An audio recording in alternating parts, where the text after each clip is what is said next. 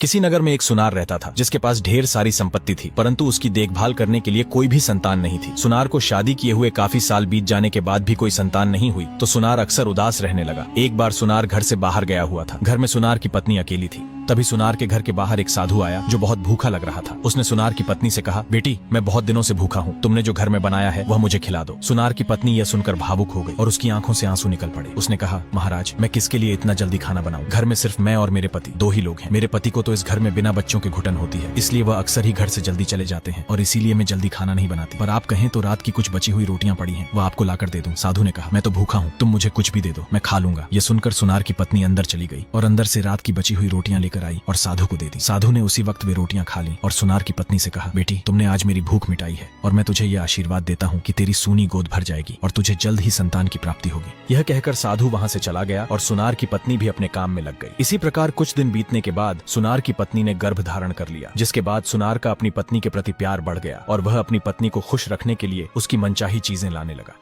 एक दिन सुनार को किसी कामवश अपने नगर से बाहर जाना पड़ा। वह अपने घोड़े पर सामान लेकर एक रेगिस्तान से गुजर रहा था कि उसने देखा रेगिस्तान के बीचों बीच एक हरा भरा पेड़ खड़ा है और उसके पास एक कुटिया है। यह देखकर उसे हैरानी हुई कि ऐसे बंजर रेगिस्तान की तपती लू में यह हरा भरा पेड़ कैसे खड़ा है। यह सोचकर वह पेड़ की तरफ चल पड़ा और पेड़ के नीचे बैठकर कुछ देर आराम करने लगा। तभी कुटिया से एक साधु बाहर आया। साधु को देखकर सुनार को लगा कि यह कोई तपस्वी साधु है और शायद इसी कारण इस विशाल रेगिस्तान में यहीं यह हरा भरा पेड़ खड़ा है। यह सोचकर सुनार साधु के चरणों में गिर पड़ा और साधु से पूछने लगा, मैं अपनी पत्नी को गर्भवती अवस्था में अकेले घर पर छोड़कर आया हूँ, क्या आप यह देखकर बता सकते हैं कि मेरी पत्नी और उसके पेट में पल रहे बच्चे को कोई खतरा तो नहीं? यह बात सुनकर तपस्वी बने डाकू ने सोचा कि आज मैं कहाँ फंस गया। पिछले नगर से जो सामान मैंने चुराया था वह तो मैं इस कुटिया में रखे हुए हूँ और अगर मैंने इस व्यक्ति को उसके भविष्य के बारे में नहीं बताया तो इसे मुझ पर शक हो जाएगा। इसलिए डाकू ने कहा, सुनो पुत्र, तुम्हें देखकर मुझे यह पता चल रहा है कि तुम्हारी पत्नी एक स्वस्थ बच्चे को जन्म देगी, लेकिन एक बात का ध्यान रखना, अगर तुम्हारी पत्नी ने किसी बच्ची को जन्म दिया तो वह तुम्हारी बदनामी का कारण बनेगी और तुम्हारी दौलत जाती रहेगी। यह सुनकर सुनार चौंक उठा और सोचने लगा, ऐसी बच्ची से क्या फायदा जिससे मुझे नुकसान हो। यह सोचकर वह वहां से अपने व्यापार के काम के लिए चल पड़ा। सुनार के जाते ही साधु बने डाकू ने अपने कपड़े उतार दिए और अपने असली रूप में आकर कुटिया के अंदर खड़े घोड़े पर लदा सोना चांदी लेकर वहां से फरार हो गया। दूसरी तरफ सुनार अपना व्यापार का काम करके घर लौटा और अपनी पत्नी से गुस्से में कहा, मेरी बात ध्यान से सुन लो, तुम्हें एक पुत्र को जन्म देना है। अगर तुमने किसी पुत्री को जन्म दिया तो मुझे पता लगने से पहले ही उसे मार देना, वरना मैं उसे जिंदा नहीं छोड़ूंगा। यह सुनकर सुनार की पत्नी घबरा गई और भगवान से प्रार्थना करने लगी, पता नहीं मेरे पति को क्या हो गया है जो मुझसे ऐसी बातें कर रहे हैं, लेकिन ये जो कहते हैं वह जरूर करते हैं। हे भगवान, आप मुझे पुत्र ही देना, मैं नहीं चाहती कि मैं एक पुत्री को जन्म दूं और मेरा पति उसे मार डाले। इसी प्रकार समय बीतता गया और 9 महीने पूरे हो गए। सुनार की पत्नी ने एक बेटी को जन्म दिया। बेटी को देखकर सुनार की पत्नी के हाथ पांव फूल गए और वह अपनी बच्ची को गोद में लिए रोने लगी। दूसरी तरफ जब सुनार को यह पता चला तो उसे बहुत गुस्सा आया। वह गुस्से में अपनी पत्नी से बोला, मैंने तुम्हें पुत्र को जन्म देने के लिए कहा था, पर तुमने तो पुत्री को जन्म दिया है। अब तुम्हारे लिए यही अच्छा है कि तुम इसे अपने हाथों से मार डालो, वरना इसके साथ मैं जो करूंगा वह तुम देख नहीं पाओगी। सुनार की यह बात सुनकर उसकी पत्नी रोने लगी और अपने हाथ जोड़कर प्रार्थना करने लगी कि वह उसकी बच्ची को कुछ न करे, लेकिन जालिम सुनार को अपनी बेटी पर जरा सी भी दया नहीं आई। उसने अपनी पत्नी से बच्ची को छीना और उसे मारने के लिए घर से बाहर निकल पड़ा। चलते चलते वह एक जंगल में पहुंच गया। जंगल में वह खड़ा होकर सोचने लगा कि इस बच्ची के साथ क्या किया जाए। क्या इसे मैं भूखे भेड़ियों के सामने डाल दूं? वे इसे अपने आप चीर फाड़ कर खा जाएंगे। फिर उसने सोचा, यही गड्ढा खोदकर इसे दफना देता हूँ, किसी को पता भी नहीं चलेगा। यह सोचकर उसने बच्ची को अपने पास जमीन पर रख दिया और गड्ढा खोदने लगा। गड्ढा खोदने के बाद उसने उस मासूम सी बच्ची को जमीन में दफना दिया और वहां से चला गया। यह सब करते हुए पास ही पेड़ पर बैठी एक बंदरिया ने सब कुछ देख लिया। वह नीचे आकर जमीन से उस बच्ची को बाहर निकाल लाई। बच्ची बड़ी मासूम और चंचल लग रही थी। बंदरिया ने जैसे ही उसे अपनी गोद में उठाया वह रोने लगी। ये देखकर बंदरिया ने बच्ची को अपनी छाती से लगा लिया। बच्ची बंदरिया का दूध पीने लगी और चुप हो गई। अब बंदरिया भी उसे अपने बच्चे की तरह प्यार करने लगी और उसे अपने साथ पेड़ के ऊपर ले गई। लेकिन बच्ची को पेड़ पर सोने में तकलीफ होती थी, इसलिए बंदरिया ने अपनी बच्ची के लिए एक घर बनाने की सोची और घर बनाने के लिए जंगल से लकड़ियां लाने लगी। पूरे दिन मेहनत करके उसने एक सुंदर सा लकड़ी का घर बना लिया। उसके अंदर पत्तियों से एक बिस्तर तैयार किया जिस पर उसने अपनी बच्ची को सुला दिया। इसी प्रकार दिन बीतने लगे और अब बंदरिया बच्ची की बातें समझने लगी। जब बच्ची को भूख लगती तो बंदरिया उसे अपना दूध पिलाती। जब बच्ची रोती तो बंदरिया उसे अपनी गोद में उठाकर पेड़ के ऊपर ले जाती। एक दिन बंदरिया बच्ची को लिए पेड़ के ऊपर बैठी थी कि तभी वहां से एक वैद्य, जो कि अक्सर वहां जंगल में आकर जड़ी बूटियां ले जाया करता था, गुजर रहा था। वह वहां से जड़ी बूटियां इकट्ठा कर रहा था कि उसने देखा कि एक बंदरिया अपनी गोद में इंसानी बच्ची को लिए बैठी है। वैद्य ने सोचा कि यह बंदरिया शायद किसी माँ से उसकी बच्ची को छीन लाई है, लेकिन साधु के होश तो तब उड़ गए जब बच्ची बंदरिया के साथ बहुत खुश थी और बंदरिया भी उसे प्यार कर रही थी। तभी बंदरिया ने वैद्य को देख लिया और उसे पहचान गई, क्योंकि वैद्य अक्सर जंगल में जड़ी बूटियां लेने आया करता था। इसलिए बंदरिया बच्ची को लेकर नीचे आ गई। वैद्य ने देखा कि बच्ची के शरीर पर कुछ चोटें लगी हुई हैं, इसलिए उसने बंदरिया से बच्ची को लिया और समझाया कि इस बच्ची का यहाँ जंगल में रहना सही नहीं है और मैं इसे अपने साथ ले जा रहा हूँ। यह कहकर वैद्य बच्ची को लेकर अपने साथ चल पड़ा। वह कुछ ही दूर चला था कि उसे आभास हुआ कि कोई उसका पीछा कर रहा है। वैद्य ने पीछे मुड़कर देखा तो उसे वही बंदरिया दिखाई दी जो अपनी आंखों में आंसू लिए चल रही थी। अब वैद्य को यह समझने में देर नहीं लगी कि बंदरिया इस बच्ची के बिना नहीं रह सकती, इसलिए वैद्य ने फैसला किया कि इस बंदरिया को भी अपने साथ ले जाया जाए। अब वैद्य अपने साथ बंदरिया को भी लिए चल पड़ा। वे सब गांव के बाहर एक कुटिया में रहने लगे। वैद्य बच्ची का बहुत ख्याल रखने लगा और उसने उस बच्ची का नाम चंदा रखा, क्योंकि वह चांद की तरह सुंदर थी। दूसरी तरफ सुनार की पत्नी ने भी एक सुंदर बच्चे को जन्म दिया। इसी प्रकार समय बीतता गया और चंदा थोड़ी बड़ी हो गई। वैद्य ने उसे अनेक जड़ी बूटियों के बारे में बताया और लोगों का उपचार करना सिखाया। चंदा ने यह सब पूरी तरह सीख भी लिया था। अब वैद्य भी अक्सर गांव में जाकर चंदा के माता पिता को खोजने लगा। एक दिन वह तलाश करता हुआ एक रास्ते से जा रहा था कि सामने से एक साधु आता हुआ दिखाई दिया। वह साधु के पास से गुजर ही रहा था कि साधु ने उसे रोक लिया और चंदा के पिता के बारे में सब कुछ बताया कि किस प्रकार उन्होंने अपनी बच्ची को जंगल में दफन कर दिया था। ये सब सुनकर वैद्य के पैरों तले जैसे जमीन ही खिसक गई और वह सोचने लगा कि ऐसा निर्दयी बाप तो भगवान किसी को न दे। ये सोचकर वह अपनी कुटिया की तरफ चल पड़ा और वहां पहुंचकर चंदा को कुछ नहीं बताया। इसी प्रकार समय बीतता गया और चंदा बड़ी हो गई। बड़ी होने के साथ उसकी सुंदरता भी बहुत अधिक बढ़ गई। एक बार सुनार का बेटा अपने नौकरों के साथ जंगल से गुजर रहा था कि वहाँ एक जहरीले सांप ने उसे डस लिया। नौकर यह देखकर घबरा गए। तभी उनमें से एक ने कहा, यहाँ पास ही एक वैद्य रहते हैं जो बड़े पहुंचे हुए हैं और सभी का इलाज करते हैं, चलो उनके पास चलते हैं। ये बात सभी को सही लगी और नौकरों ने सुनार के बेटे को उठाया और वैद्य की कुटिया की तरफ चल पड़े। कुटिया में पहुंचकर नौकरों ने वैद्य से सुनार के बेटे का इलाज करने के लिए कहा। वैद्य ने एक जड़ी बनाई और जहाँ सांप ने काटा था वहाँ उसे लगा दी। कुछ ही देर में जड़ी ने अपना असर दिखाया और सुनार के बेटे को होश आ गया। सुनार के बेटे की जैसे ही आंख खुली, उसकी निगाह एक सुंदर युवती पर पड़ी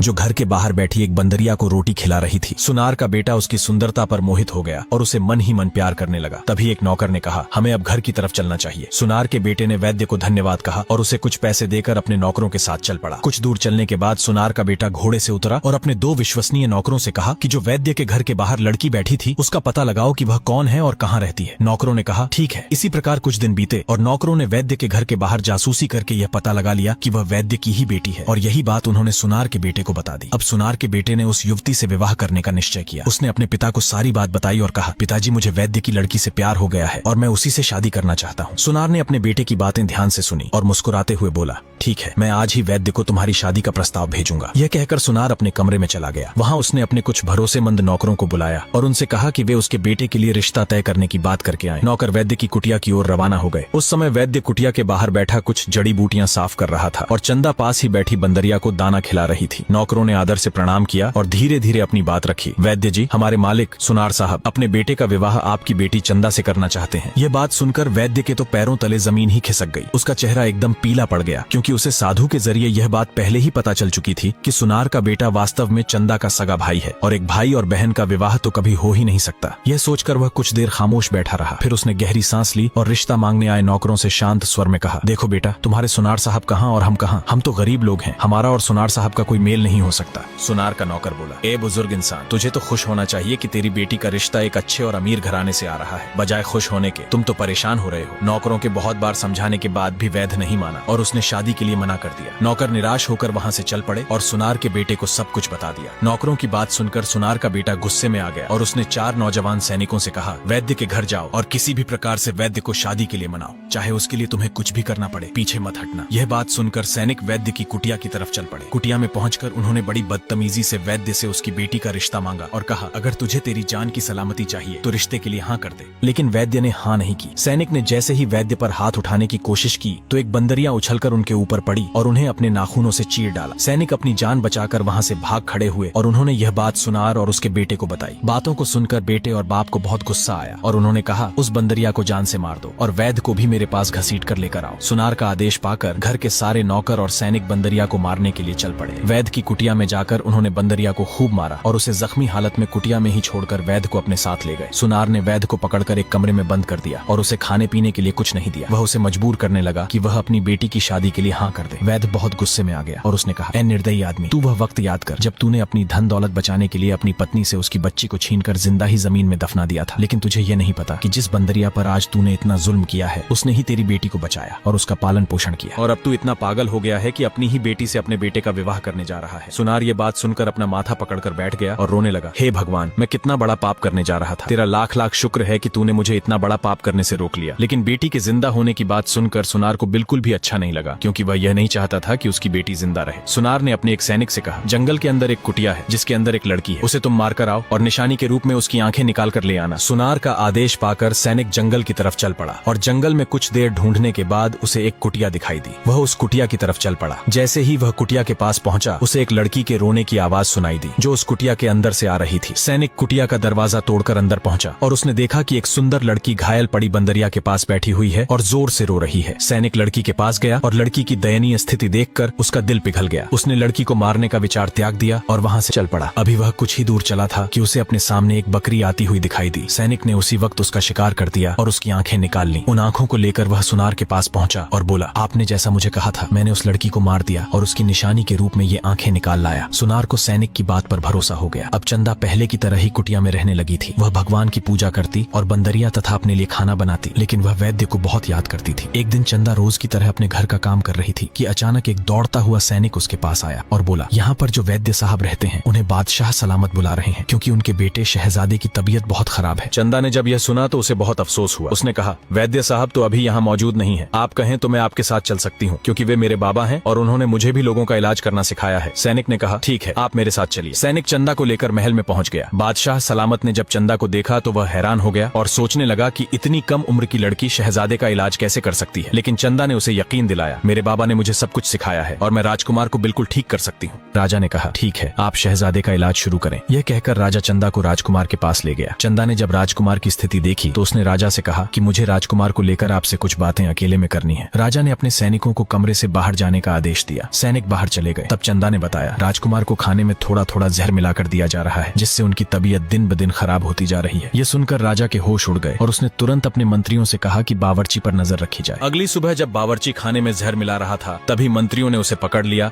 और राजा के सामने ले गए। राजा ने बावर्ची को फांसी देने का आदेश सुना दिया और चंदा से यह प्रार्थना करने लगा, तुम कुछ भी करके राजकुमार को ठीक कर दो। चंदा ने कहा, ठीक है, पर मुझे कुछ जड़ी बूटियों की आवश्यकता है जो आप मुझे मंगवा दीजिए। राजा ने तुरंत ही अपने सैनिकों से कहकर वह जड़ी बूटियां मंगवाई। चंदा ने उन जड़ी बूटियों से एक दवा बनाई और राजकुमार को पिला दी। देखते ही देखते कुछ देर में राजकुमार को होश आ गया। राजा यह देखकर बहुत खुश हुआ और उसने चंदा से कहा, बेटी तुम्हें क्या चाहिए? जो तुम मांगोगी वह तुम्हें मिल जाएगा। लेकिन चंदा ने कहा, मुझे कुछ नहीं चाहिए। जब राजकुमार को यह पता चला कि उसका इलाज एक लड़की ने किया है तो वह उस लड़की से मिलने के लिए उत्सुक हो गया। राजकुमार ने जब पहली बार चंदा को देखा तो उसकी सुंदरता पर मोहित हो गया और यह बात राजकुमार ने अपने पिता को भी बताई। राजा को भी इस पर कोई ऐतराज नहीं था, इसलिए राजा ने चंदा को अपने पास बुलाया और उससे कहा, बेटी हम तुम्हें हमारे बेटे के लिए पसंद करते हैं और तुम्हें हमारे राजमहल की बहू बनाना चाहते हैं, इसलिए तुम बताओ कि तुम्हारे बाबा कब तक आ जाएंगे ताकि हम उनसे तुम्हारे रिश्ते की बात कर सकें। यह सुनकर चंदा की आंखों में आंसू आ गए और उसने कहा, यह तो मैं भी नहीं जानती कि मेरे बाबा कब आएंगे। यह कहकर उसने सारी घटना राजा को बता दी। इसे सुनकर राजा को बहुत दुख हुआ और राजा ने कहा, अब जो तुम्हारी परेशानियां हैं वह हमारी भी परेशानियां हैं। अब चंदा ने राजकुमार से शादी के लिए हाँ कर दी और बड़े धूमधाम से उनकी शादी हो गई। चंदा राजमहल की रानी बन गई और उसने बंदरिया को भी अपने पास राजमहल में रख लिया। इसी प्रकार एक साल बीत गया और भगवान की कृपा से चंदा ने एक सुंदर बच्चे को जन्म दिया। उसे पाकर राजकुमार बहुत खुश हुआ। एक दिन चंदा भगवान की पूजा करते हुए रो रही थी, तभी उसे रोते हुए राजकुमार ने देख लिया। राजकुमार चंदा के पास आकर बैठ गया और कहने लगा, तुम इतनी उदास क्यों हो और क्यों रो रही हो? क्या मुझसे कोई गलती हो गई है? लेकिन चंदा ने कहा, नहीं ऐसा कुछ नहीं है, आपने तो मुझे इतनी खुशियां दी हैं जितनी तो मेरे अपनों ने भी नहीं दी। लेकिन आज जब मैं पूजा कर रही थी तो मुझे मेरे बाबा की याद आ गई और इसी कारण मेरी आंखों से आंसू निकल पड़े। राजकुमार ने कहा, तुम फिक्र मत करो, सब ठीक होगा। और मैं तुम्हें ये बताने के लिए आया था कि आज शाम हमारे घर पर हमारे खास मेहमान आने वाले हैं। वह हमारे बहुत पुराने कारोबारी साथी रह चुके हैं, लेकिन कुछ दिनों से उनकी तबीयत ठीक नहीं है। पता नहीं उन्हें कौन सी बीमारी हुई है। बहुत बार इलाज कराने के बावजूद भी वह ठीक नहीं हुए। इसलिए मेरे पिताजी ने उन्हें तुम्हारे बारे में बताया कि तुम बड़ी से बड़ी बीमारी का इलाज करना जानती हो, इसलिए तुम आज आने वाले मेहमान की बीमारी को भी देख लेना। चंदा ने कहा, ठीक है, मेहमान तो वैसे भी भगवान का रूप होते हैं। इसी प्रकार शाम का वक्त हो गया, मेहमान भी आ गए। राजकुमार ने मेहमानों को रुकने के लिए एक कमरा दिया और वहाँ उनके खाने पीने का बंदोबस्त कर दिया। दूसरी तरफ राजा ने चंदा से कहा, आप मेहमानों को देख लीजिए और उनसे पूछ लीजिए कि उन्हें कुछ चाहिए तो नहीं। चंदा ने हामी में इशारा किया और मेहमानों के कमरे की तरफ चल पड़ी। वह कमरे के अंदर जा ही रही थी कि उसने देखा कि वह मेहमान और कोई नहीं बल्कि उसका सगा बाप, भाई और उसकी माँ थे। बाप पहले से काफी ज्यादा कमजोर लग रहा था। तभी चंदा के पास राजकुमार आ गया और कहने लगा, आप बाहर क्यों खड़ी हैं? चंदा ने कहा, ये मेहमान कौन है और आप इन्हें कैसे जानते हैं? राजकुमार ने बताया, ये बहुत ही बड़े सुनार हैं और हमारे महल के जवाहरात भी यही बनाते हैं। इनकी और मेरे पिता की बहुत पुरानी दोस्ती है और इन्हें इसलिए बुलाया गया है कि इनका इलाज कराया जा सके। ये कहकर राजकुमार मेहमानों के पास चला गया और चंदा अपने घर वालों के पास न जाकर अपने कमरे में चली गई। वहाँ उसने अपने पिता के लिए एक दवा बनाई और राजकुमार के द्वारा वह दवा चंदा के पिता के पास भिजवा दी। कुछ दिनों तक दवा लेने के बाद चंदा का पिता वापस से ठीक हो गया और उसने राजा से कहा, तुम्हारी बहू के हाथों में तो जादू है, क्योंकि मैंने पहले भी बहुत हकीमों की दवाइयाँ ली पर कोई फायदा नहीं हुआ, लेकिन तुम्हारी बहू ने तो कुछ ही दिनों में मुझे ठीक कर दिया। मैं आपकी बहू से मिलना चाहता हूँ और उसका शुक्रिया अदा करना चाहता हूँ। तुम बहुत खुशनसीब हो कि तुम्हें ऐसी बहू मिली है। राजा ये बात सुनकर हंसने लगा और कहने लगा, अरे दोस्त, मुझसे ज्यादा तो कोई और खुशकिस्मत था, लेकिन वह अपनी किस्मत को पहचान नहीं सका। ये कहकर राजा ने राजकुमार से कहा, बहुरानी को अपने साथ लेकर आओ, हमारे मेहमान उनसे मिलना चाहते हैं। राजकुमार जब चंदा को लेकर आया तो उसे देखकर सुनार और उसके बेटे के पैरों तले जमीन खिसक गई, क्योंकि यह तो सुनार की अपनी बेटी थी। सुनार हैरानी से अपनी बेटी की तरफ देख रहा था। अचानक राजा ने कहा, मेरे दोस्त, वह बदनसीब तुम ही थे जिसने अपनी खुशकिस्मती को बदनसीबी में बदल लिया। बेटियां तो भगवान का रूप होती हैं और तुम्हें यह कैसे लगा कि बेटी के जन्म से तुम कंगाल हो जाओगे? तुमसे तो ज्यादा समझ एक बंदरिया में थी जिसने माँ बनकर इसे पाला। यह सुनकर सुनार की आंखों से आंसू झलक पड़े और उसने अपनी बेटी को गले से लगा लिया। वह माफी मांगने लगा और कहने लगा, मैं उस बंदरिया से भी माफी मांगना चाहता हूँ जिस पर मैंने बहुत जुल्म की। फिर सुनार ने उस बंदरिया से भी माफी मांगी और वैद्य को अपनी कैद से आजाद कर दिया। अब बंदरिया और वैद्य अपनी बेटी के साथ राजमहल में खुशी खुशी रहने लगे। बहुत पुरानी बात है, किसी नगर में एक मछुआरा रहता था। उसकी शादी को काफी समय हो चुका था, लेकिन उसकी कोई संतान नहीं थी। एक दिन मछुआरा अपना जाल लेकर पास की झील में मछलियां पकड़ने गया। तभी उसके जाल में एक बहुत बड़ी, सुंदर और चमकीली मछली फंस गई। जब मछुआरे ने जाल पानी से बाहर खींचा तो मछली बोली, हे मनुष्य, अगर तुम मुझे प्राणदान दोगे तो मैं तुम्हें ऐसे तालाब का पता बताऊंगी जहाँ तुम बहुत कम मेहनत में ढेरों मछलियां पकड़ सकोगे। मछली को इंसानी भाषा में बोलते देख मछुआरा हैरान रह गया। उसने तुरंत मछली को वापस झील में छोड़ दिया।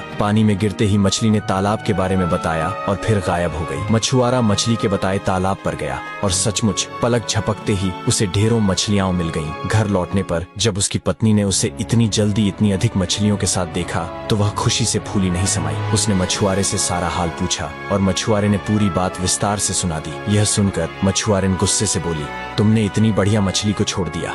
अगर तुम उसे पकड़कर लाते तो हम स्वादिष्ट मछली का मजा ले रहे होते। अगले दिन मछुआरा फिर उसी झील पर गया, इस आशा से कि शायद वही मछली फिर से जाल में फंस जाए और वह अपनी पत्नी को खुश कर सके। उसका भाग्य अच्छा था, सचमुच वही मछली फिर से उसके जाल में फंस गई। मछली ने फिर से छोड़ देने की विनती की। मछुआरे का दिल पसीज गया और उसने उसे पानी में छोड़ दिया। मछली ने फिर एक और तालाब का पता बताया और मछुआरा वहाँ से भी मछलियों का भारी बोझ लेकर घर लौटा। आज जब उसकी पत्नी ने यह जाना तो वह और भी गुस्से में बोली, किस गधे से पाला पड़ा है मेरा। हे राम, हमारा तो भाग्य ही फूटा है। भला हाथ आई ऐसी मछली भी कोई 2 बार छोड़ता है? अगर कल भी वह मिली और तुमने उसे छोड़ दिया तो मैं तुम्हें जान से मार दूंगी। अगले दिन बेचारा मछुआरा भोर होते ही झील पर पहुंच गया। उसने जाल डाला और कुछ देर बाद उसे खींचा। आज भी वही सुंदर बड़ी मछली उसके जाल में फंस गई, लेकिन इस बार मछली की सारी प्रार्थनाएं बेकार गईं। मछुआरे ने उसकी विनती अनसुनी कर दी और घर की ओर चल पड़ा। घर पहुंचकर मछुआरे ने एक बड़े पात्र में पानी भरकर मछली को उसमें डाल दिया। मछुआरा और उसकी पत्नी दोनों उसे निहारने लगे और सोचने लगे कि उससे कौन सा व्यंजन सबसे स्वादिष्ट बनेगा। तभी मछली ने सिर पानी से बाहर निकाला और बोली, अब मेरा मरना तो तय है, लेकिन मरने से पहले मैं तुम्हें अपनी आखिरी इच्छा बताना चाहती हूँ। क्या तुम उसे सुनोगे और मानोगे? दोनों ने हामी भर दी। मछली बोली, जब मैं मर जाऊं और पक जाऊं तब मेरा आधा मांस मछुआरिन खा ले, मेरा शोरबा घोड़ी को पिला देना और मेरा सिर कुतिया को खिला देना, मेरी 3 बड़ी हड्डियों को बगीचे में गाड़ देना और मेरी एक आंख रसोई की धार पर लटका देना। तब तुम्हारी संतानें होंगी और जब किसी भी बच्चे पर कोई संकट आएगा तो मेरी आंख से खून टपकेगा। मछुआरे ने मछली को पकाकर खाने के बाद जैसा मछली ने कहा था वैसा ही किया। समय बीतता रहा। भगवान की लीला और मछुआरे का भाग्य देखिए। एक ही रात में उसके घर 3 बेटे जन्मे। घोड़ी ने 3 बछड़े दिए और कुतिया ने 3 पिल्ले जने। तीनों अपने अपने रूप में इतने समान लगे कि उन्हें पहचानना मुश्किल हो गया। मछुआरे ने बेटों, बछड़ों और पिल्लों के लिए अलग अलग तावीज बनवाकर उनके गले में डाल दिए ताकि पहचान में आसानी रहे। जो 3 हड्डियां बेटियां बगीचे में गाड़ी गई थीं, वे धीरे धीरे शानदार तलवारें बनकर उग आईं। समय बीता और बच्चे बड़े होते गए। जब बेटे जवान हुए तो मछुआरे ने तीनों को एक एक घोड़ा, एक एक कुत्ता और एक एक तलवार बांट दी। दिन यूं ही कटते रहे, पर सबसे बड़ा बेटा जब जवानी की दहलीज पर पहुंचा तो उसे मछुआरे की साधारण जिंदगी से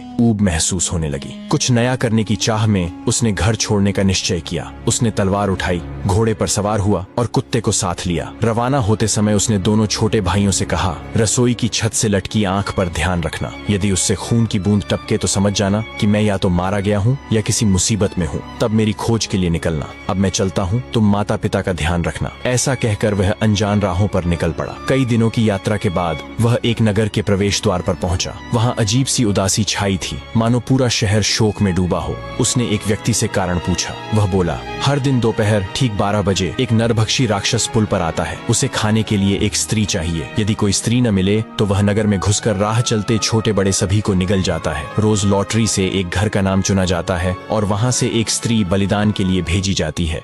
आज राजा की बेटी की बारी है, इसलिए पूरा नगर शोक में डूबा है। राजा ने यह भी घोषणा करवाई है कि जो युवक राजकुमारी को बचा लेगा उसे राजकुमारी के साथ राज्य भी मिलेगा। ये सुनकर नौजवान मछुआरा बोला, मुझे राजा से मिलना है, बताइए महल कहाँ है। थोड़ी देर में वह राजा के महल पहुँच गया। राजा के सामने खड़े होकर उसने कहा, महाराज, मुझे राजकुमारी के साथ पुल पर जाने की अनुमति दीजिए और राक्षस को मारने का अवसर भी। राजा ने गंभीर स्वर में उत्तर दिया, युवक, तुमसे पहले भी कई वीर योद्धाओं ने प्रयास किया पर अपनी जान गंवा बैठे। क्या तुम जानते हो यह कितना भयंकर राक्षस है? निर्भीक मछुआरा बोला, मेरे पास मजबूत तलवार है, समझदार कुत्ता मेरे साथ है। यदि आपको मुझ पर भरोसा न हो तो भी कृपा कर मुझे एक अवसर दीजिए। राजा ने गहरी सांस ली और बोले, ठीक है, जाओ, अपनी जान दांव पर लगाओ। यदि जीत गए तो मैं अपनी बेटी का विवाह तुमसे कर दूंगा और राज्य भी तुम्हारा होगा। युवक ने कुत्ते को साथ लिया, घोड़े पर सवार हुआ और सीधे पुल की ओर निकल पड़ा। दोपहर के करीब सिर से पैर तक काले वस्त्रों में ढकी राजकुमारी अपनी सेविकाओं संग पुल पर आई। पुल के बीच पहुंचते ही सेविकाएं रोती बिलखती हुई लौट गईं। राजकुमारी पुल पर अकेली रह गई। उसने चारों ओर नजर दौड़ाई। तभी उसने देखा कि एक युवक अपने कुत्ते के साथ उसी पुल पर बैठा है। वह उसके पास गई और बोली, श्रीमान, आप यहाँ क्या कर रहे हैं? क्या आपको पता नहीं है कि यहाँ नरभक्षी राक्षस किसी भी समय मुझे खाने के लिए आने वाला है? अगर आप यहीं बैठे रहे तो वह आपको भी खा जाएगा। भोली और सुंदर राजकुमारी को देखते ही युवक उस पर मोहित हो गया। उसने उत्तर दिया, मैं सब कुछ जानता हूँ राजकुमारी, मैं आपको बचाने और आपसे विवाह करने आया हूँ। राजकुमारी ने घबरा कर कहा, अभागे युवक, यहाँ से भाग जाओ। तुम्हें मालूम नहीं है वह कितना नीच और शक्तिशाली राक्षस है। तुम उसे मार नहीं पाओगे, वह हम दोनों को ही निगल जाएगा। लेकिन युवक दृढ़ स्वर में बोला,